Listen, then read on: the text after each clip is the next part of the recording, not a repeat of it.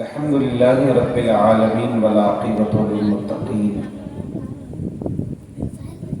والصلاة والسلام على سيد الأنبياء والمرسلين أما بعد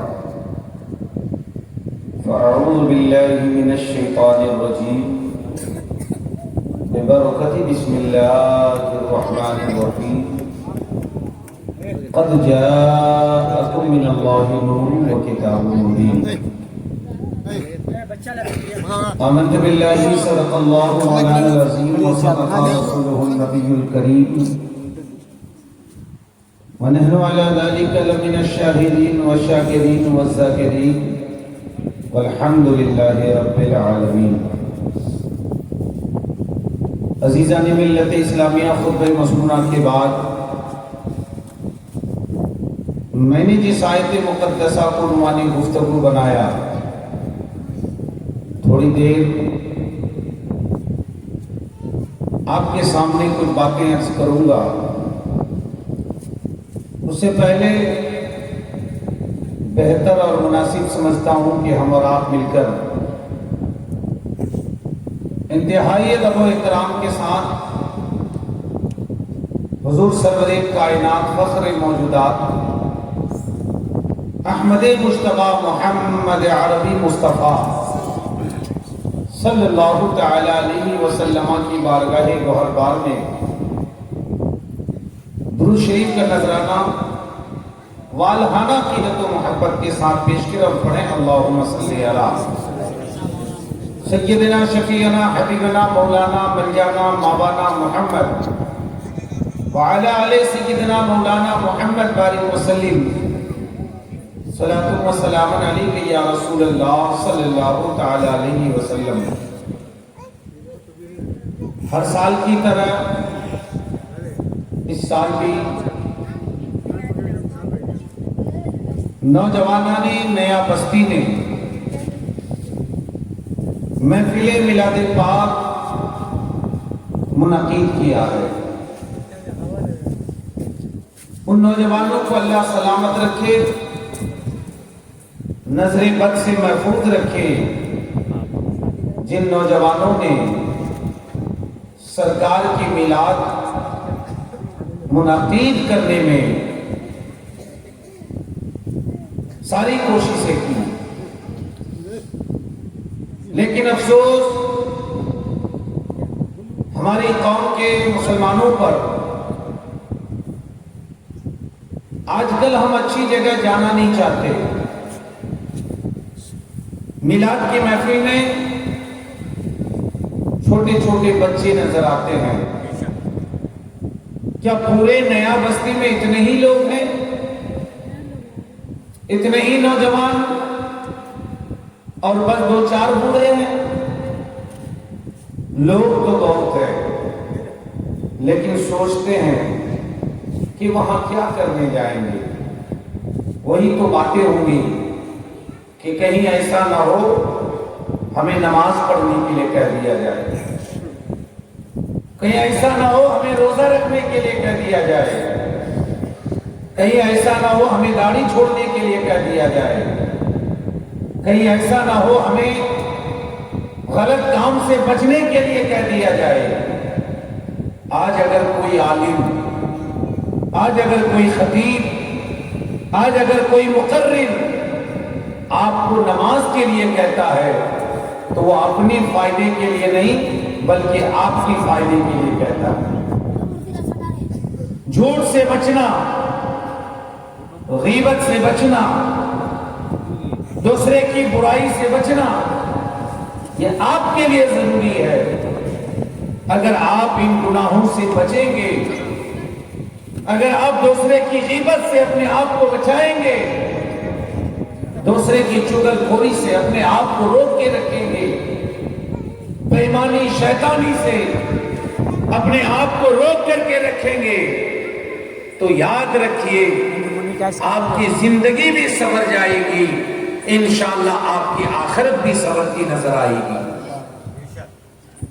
علماء کرام بیان کرتے ہیں اپنے لیے نہیں، آپ کے لیے بیان کرتے ہیں، آپ کے فائدے کے لیے بولتے ہیں، آپ کی ضرورت کے لیے بولتے ہیں، اس لیے کہ یہ دنیا فانی ہے، اس دنیا کو چھوڑ کر کے جانا ہے۔ کب آنکھ بند ہو جائے گی کسی کو پتا نہیں ہے۔ آج ہمارے گاؤں میں ایک شخص کا انتقال ہوا۔ صبح اٹھنے کے بعد بانس کاٹنے کے لیے گیا، تقریباً 10 بانس کاٹ کے لے کر کے آیا، اس کو پھٹایا، پتی بنایا، اسے ماٹھا۔ پورا کام کرنے کے بعد مغرب کی نماز کے لیے لوٹا ہاتھ میں اٹھایا، وضو بنانے کے لیے جا رہا تھا، راستے میں ٹھوکر گری، وہیں گر گیا اور وہیں گرتے گرتے اچانک ختم ہو گیا۔ اے مسلمانوں، آپ کس چیز پہ اتراتے ہو؟ آپ کے پاس طاقت ہے، آپ کے پاس شہرت ہے، آپ کے پاس مال ہے، آپ اتراتے ہو؟ آپ کی یہ دولت آپ کے ساتھ دینے والی نہیں ہے، آپ کے یہ مال آپ کے ساتھ جانے والے نہیں ہیں۔ آپ دوسرے کی بےایمانی کر کے اگر ایک اچھی بلڈنگ تعمیر کر دیتے ہیں، آپ اس بلڈنگ کو سجاتے ہیں، طرح طرح کے ماربل اور ٹائلز سے آپ اپنے گھر کو سجاتے ہیں، اچھی لائٹ، اچھی بجلی اور اچھے کلر سے۔ یاد رکھیے، جب آپ کی روح نکل جاتی ہے تو آپ کو اس گھر سے نکال کر کے آپ کو قبر کے حوالے کر دیا جاتا ہے، اور آپ کی اولاد آپ کے گھر کا مزہ لیتا ہے۔ کیا آپ نے کبھی سوچا ہے، کیا آپ نے کبھی غور کیا ہے کہ ہمیں اس دنیا کو چھوڑ کر کے جانا ہے؟ آپ نبی کی میلاد میں آئیں گے نہیں تو آپ کو درس کہاں سے ملے گا؟ آپ نبی کی میلاد میں آئیں گے نہیں تو آپ کو سبق کہاں سے ملے گا؟ یہ میلاد مصطفیٰ منعقد کرنے کا مطلب کیا ہوتا ہے؟ علماء کرام آئیں گے، دین کی بات بتائیں گے، آپ عمل کریں گے، آپ کی زندگی بھی سنور جائے گی، انشاءاللہ آپ کی آخرت بھی سنورتی نظر آئے گی۔ سبحان اللہ۔ میرے دوستو، میرے مصطفیٰ تشریف لائے۔ آپ نے بارہا تقریروں میں سنا ہے، آپ نے بارہا علماء کرام سے سنا ہے کہ میرے آقا کے آنے سے پہلے دنیا کا کیا حال تھا۔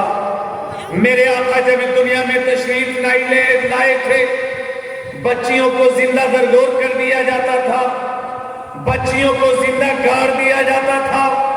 وہ بچیاں پکارتی تھی، اے میرے معبود کوئی ایسا راہبر بھیج دے، اے میرے پروردگار کوئی ایسا رہنما بھیج دے، اے میرے پروردگار کوئی ایسا قائد بھیج دے، اے پروردگار کوئی ایسا راہبر بھیج دے جو ہمیں زندہ دفن ہونے سے بچا لے، جو ہمیں زندہ درگور ہونے سے بچا لے۔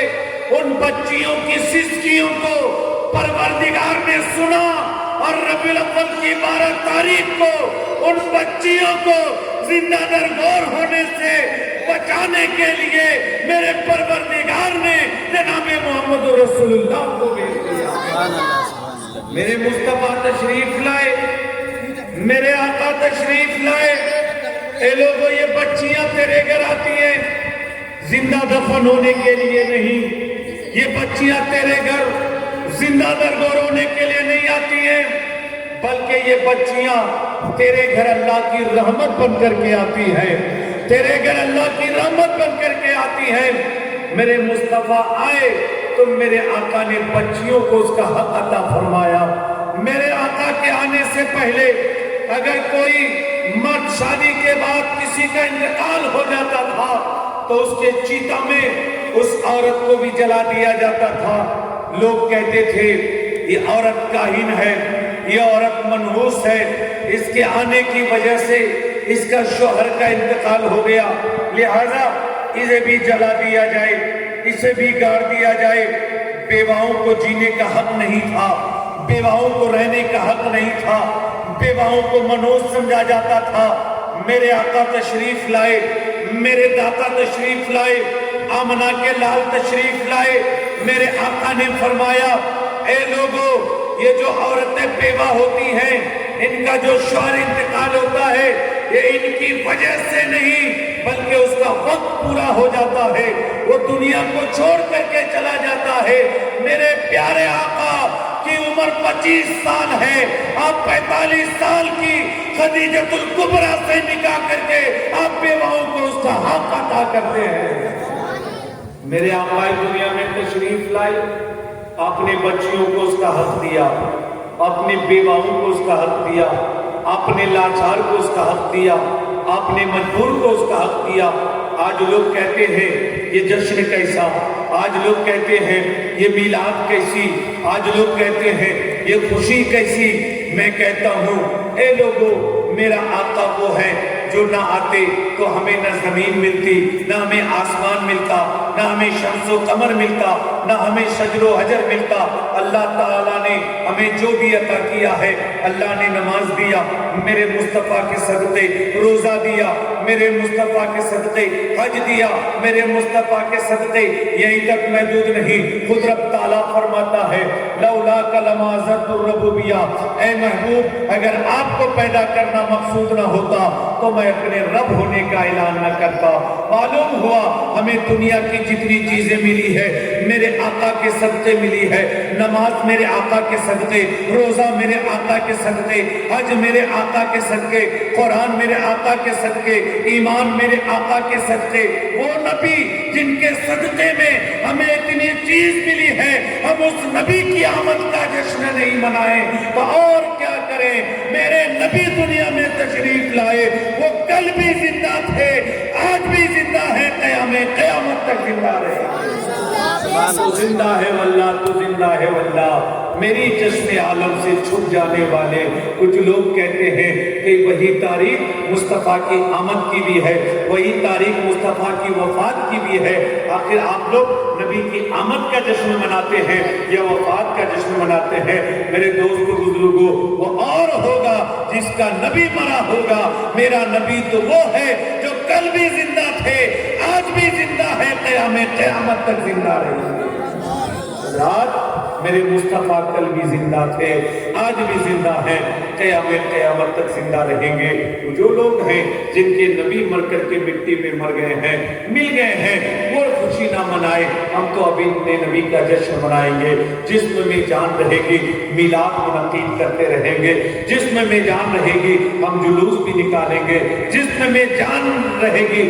جب تک جان رہے گی ہم نبی کی میلاد بھی منعقد کریں گے کبھی یا نبی سلام علیک پڑھیں گے کبھی مصطفیٰ جان رحمت پہ لاکھوں سلام پڑھیں گے کبھی کعبے کے بدر الدجا پڑھیں گے تب تو قبر میں جب سوال ہوگا بتا اس مرد کے بارے میں تیرا کیا خیال ہے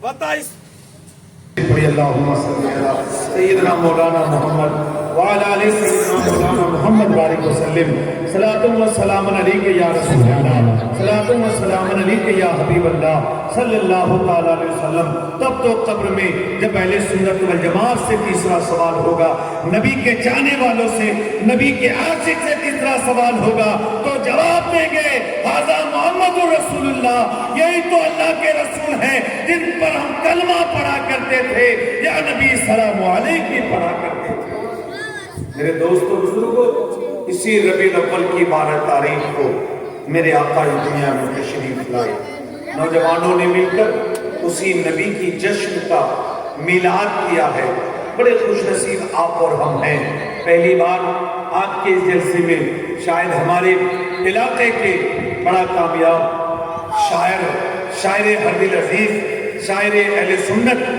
مداح رسول جناب مولانا کلیم اللہ صاحب قبلہ چشتی جن کی نعتیہ شاعری جو ہوتی ہے جب یہ نعت پڑھتے ہیں یقیناً دل چاہتا کہ یہ پڑھتے جائیں ضرور آپ میرے بعد انہیں سماعت کریں گے پھر اس کے بعد ہماری جماعت کے نوجوان خطیب کامیاب خطیب بے باک خطیب حضرت علامہ الحاج اشفاق عالم صاحب قبلہ تشریف رکھتے ہیں انشاءاللہ آپ ان کی بھی خطاب نایاب کو سماعت کریں گے اور اپنے ایمان و عقیدے کو مضبوط کریں گے ہم اہل سنت والجماعت کے لوگ جب تک زندہ رہیں گے نبی کی میلاد منعقد کرتے رہیں گے۔ اس لیے نبی کی میلاد کون منعقد کرتا ہے؟ ہر آدمی منعقد نہیں کر سکتے ہیں، ایسی محفل میں ہر آدمی آ نہیں سکتے ہیں، ایسی محفل میں وہی آتے ہیں جسے سرکار بلاتے ہیں، ایسی محفلیں وہی منعقد کرتے ہیں جس کے دل میں توفیق خداوندی ہوتی ہے۔ اس لیے بہت ایسے لوگ ہیں جو گھر میں سوئے ہوئے ہیں، بستر میں سوئے ہوئے ہیں، سوچ رہے ہیں کہ ہم میلاد میں آئے، شیطان اس کو پکڑ کے بیٹھاتا ہے، مت جاؤ، تیرا وہاں کام نہیں ہے، وہاں تو عاشقوں کا کام ہے۔ میلاد میں عاشق لوگ آتے ہیں، اور وہ لوگ جو سوچتے ہیں جائیں کہ نہ جائیں، وہ سوچتے رہیں گے۔ ایسی محفل ہو، سوچئے مت، اپنے گھر سے نکلیے اور ایسی محفلوں میں بیٹھ جائیے۔ اس لیے جب تک بیٹھے رہیے گا اللہ تعالیٰ آپ کو ثواب عطا فرماتا رہے گا۔ قد جاءکم من اللہ نور وکتاب مبین، تحقیق کیا آیا تمہارے پاس اللہ کی جانب سے نور اور ایک روشن کتاب۔ یہ نور کیا ہے؟ نور سے مراد کیا ہے؟ نور سے مراد میرے آقا کریم صلی اللہ تعالی علیہ وسلم کی ذات بابرکات ہے، اور کتاب مبین سے مراد قرآن مجید و فرقان حمید کی ذات بابرکات ہے۔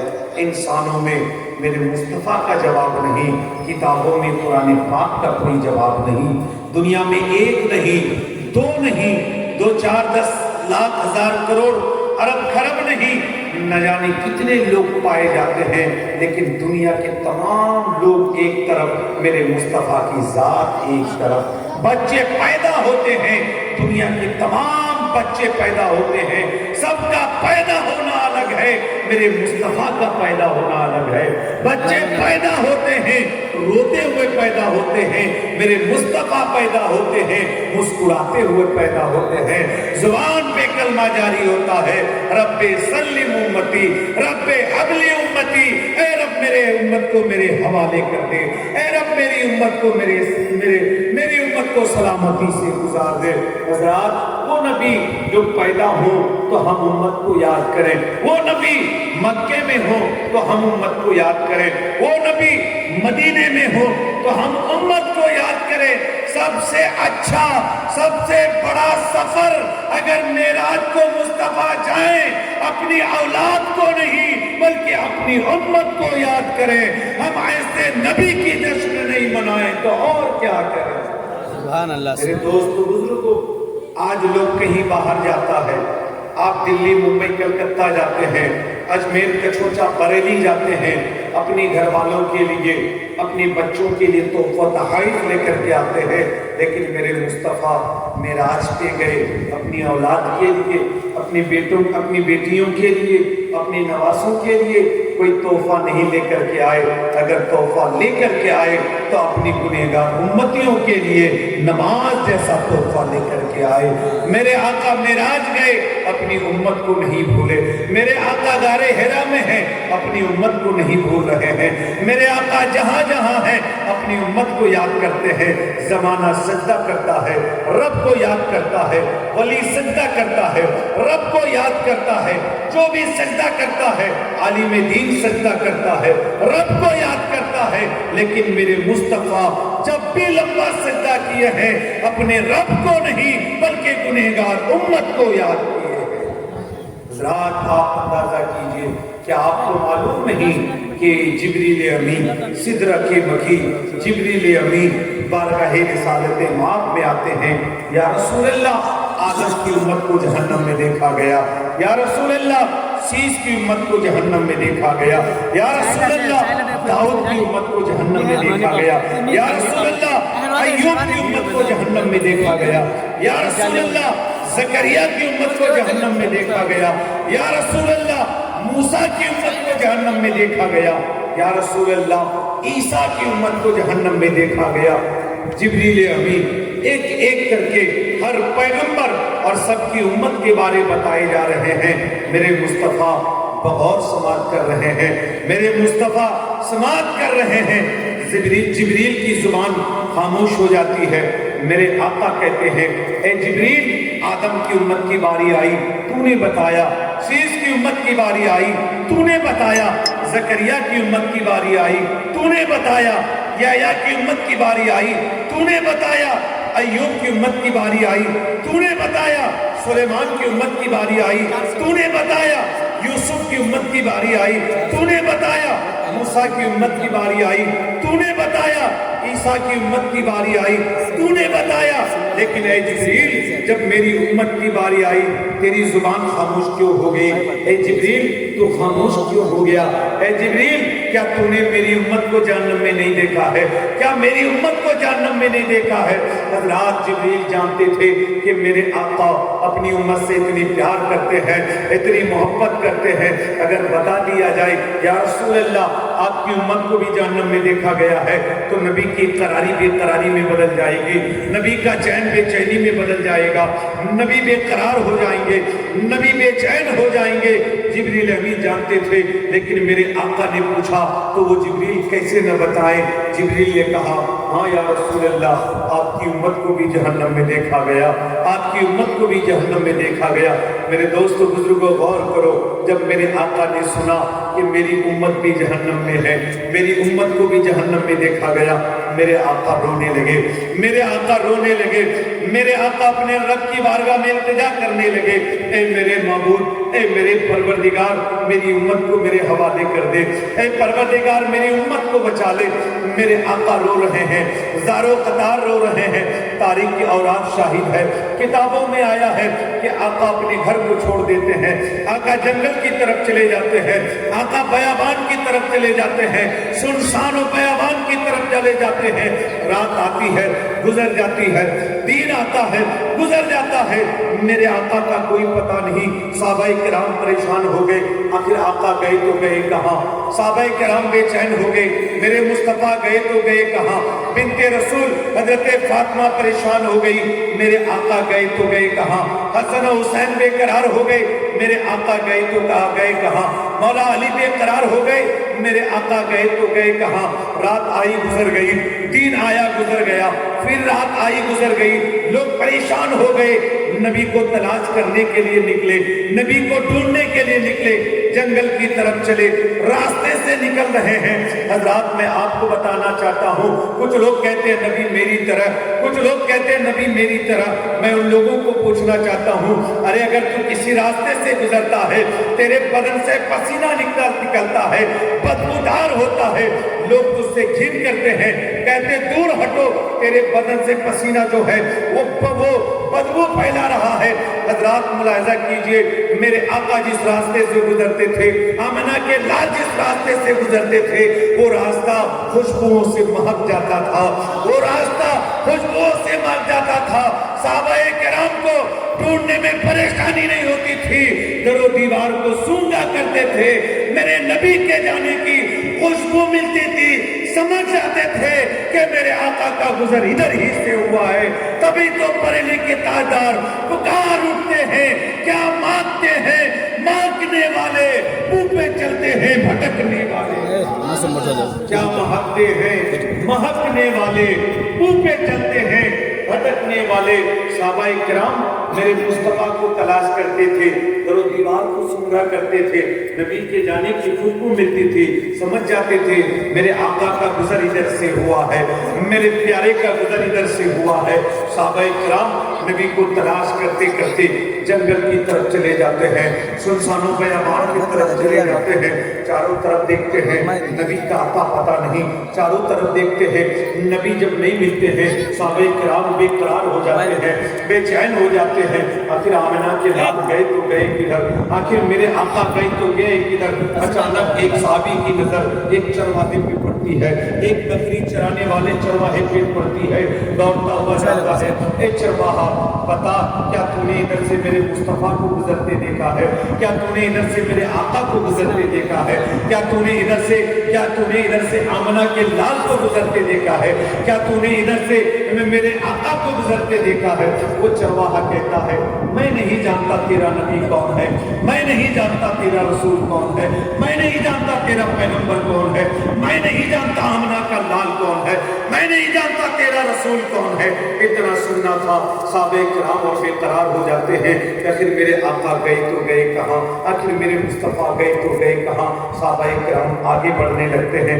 جب صحابہ کرام آگے بڑھتے ہیں، ایک چرواہا پکارتا ہے، اے صحابیوں، میں نہیں جانتا تیرا رسول کون ہے، میں نہیں جانتا تیرا نبی کون ہے، میں نہیں جانتا تیرا پیغمبر کون ہے، میں نہیں جانتا تیرا مصطفیٰ کون ہے۔ ہاں البتہ اتنا جانتا ہوں، اس پہاڑ کی کھو میں ایک ایسا مرد مومن ہے، ایک ایسا مرد مجاہد ہے، آج 3 دن سے اس پہاڑ کی کھو میں ہے۔ جب وہ رونا شروع کرتا ہے، جب وہ روتا ہے تو میری تمام بکریاں چرنا بند کر دیتی ہے، گھاس کھانا بند کر دیتی ہے۔ صحابہ کرام سمجھ جاتے ہیں اتنے محبت انداز میں رونے والے میرے آقا کے علاوہ کوئی ہو نہیں سکتے۔ اتنے محبت بھرے انداز میں رونے والے جن کا رونا سن کر بکریاں گھاس کھانا بند کر دیں، جن کا رونا سن کر بکریاں چرنا بند کر دیں، اتنی مدھری آواز میں رونے والے میرے آقا کے علاوہ کوئی نہیں ہو سکتا، میرے پیارے کے علاوہ کوئی نہیں ہو سکتا۔ صحابہ کرام قریب جاتے ہیں، کیا دیکھ رہے ہیں کہ آقا زاروں قطار رو رہے ہیں، آنسوؤں سے آقا کی داڑھی مبارک تر ہو چکی ہے، آنسوؤں سے آقا کا جسم مبارک میں جو کپڑے تھے تر ہو چکے ہیں۔ صحابہ کرام کہتے ہیں یا رسول اللہ، سر کو سجدے سے اٹھائیے، حسن و حسین بے قرار ہیں، سر کو سجدے سے اٹھائیے، فاطمہ الزہرا بے قرار ہے۔ یا رسول اللہ، صحابہ کرام بے قرار ہیں، سر کو سجدے سے اٹھائیے۔ صحابہ کرام کہتے جا رہے ہیں میرے آقا، اور روتے جا رہے ہیں، میرے آقا زاروں قطار رو رہے ہیں۔ حضرات ملاحظہ کیجئے، میرے آقا کس کے غم میں رو رہے ہیں، میرے آقا کس کے یاد میں رو رہے ہیں۔ اس رات میں، اس سناٹے میں، اس پہاڑ کی کھو میں میرے آقا کس کو یاد کر رہے ہیں؟ آپ اور ہم کو یاد کر رہے تھے۔ یا رب حبلی امتی، اے رب میری امت کو بچا دے، اے رب میری امت کو میرے امت کو سلامتی سے گزار دے۔ صحابہ کرام کہتے ہیں یا رسول اللہ، سر کو سجدے سے اٹھائیے، چلیے گھر تشریف لے چلیے۔ آقا سر کو سجدے سے نہیں اٹھاتے ہیں۔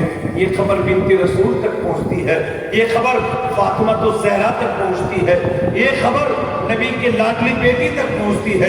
فاطمہ الزہرا آتی ہے، او بابا سر کو سجدے سے اٹھائیے، حسن و حسین بے قرار ہیں، او بابا سر کو سجدے سے اٹھائیے، سارے لوگ پریشان ہیں۔ فاطمہ بھی کہتی ہیں میرے آقا سر کو سجدے سے نہیں اٹھا رہے ہیں بلکہ اور زاروں قطار ہو رہے ہیں۔ فاطمہ سمجھ جاتی ہے کہ آج میرے بابا سر کو سجدے سے اٹھانے والے نہیں ہے، میرے بابا آج سر کو سجدے سے نہیں اٹھائیں گے۔ حضرت فاطمہ الزہرا بنت رسول اپنے ہاتھ کو دعا کے لیے اٹھاتی ہیں، رب العالمین کی بارگاہ میں دعا کرتی ہیں، التجا کرتی ہیں، اے رب کائنات، اے پروردگار، تو جانتا ہے کہ آج تک میرے سر کے بال کو دنیا کے انسان تو کیا کسی چرند و پرندے نہیں دیکھا ہے۔ اے پروردگار، آج تو نے اگر میرے بابا کی امت کو بخشنے کا وعدہ نہیں کیا تو اے پروردگار، آج میں اپنے سر سے دوپٹے کو ہٹا لوں گی، آج میں اپنے سر سے اس آنچل کو ہٹا لوں گی۔ اے پروردگار، اگر تو نے میرے بابا کی امت کو بخشنے کا وعدہ نہیں کیا تو آج میں اپنے سر سے دوپٹے کو ہٹا لوں گی۔ حضرات رسول کی بیٹی رو رو کر رب کی بارگاہ میں دعا کرتی ہیں، بنت رسول کی دعا، فاطمہ الزہرا کی دعا باب اجابت سے ٹکراتی ہے۔ رب العالمین جبریل سے کہتا ہے، اے جبریل جا سدرۃ المنتہا سے جا، میرا نبی سجدے میں ہے اور فاطمہ رو رہی ہے، کہیں ایسا نہ ہو فاطمہ نے سر سے اگر دوپٹے کو ہٹا دیا تو آج قیامت سے پہلے ایک نئی قیامت برپا ہو جائے گی۔ اے جبریل جاؤ، فاطمہ کو دوپٹہ ہٹانے سے پہلے میرے نبی سے کہنا کہ اے نبی، پروردگار نے فاطمہ کی آنچل کے صدقے میں تیری تمام گنہگار کو بخشنے کا وعدہ فرما دیا۔ سبحان اللہ، سبحان اللہ۔ جبریل امین جب میرے آقا کو یہ خوشخبری لا کر کے دیتے ہیں، جب میرے آقا یہ سنتے ہیں کہ پروردگار نے میری امت کو بخشنے کا وعدہ کر دیا ہے، آپ اندازہ کریں وہ نبی ہمارے لیے کتنا رو رہے تھے، وہ نبی ہمارے لیے کتنا غمزدہ تھے۔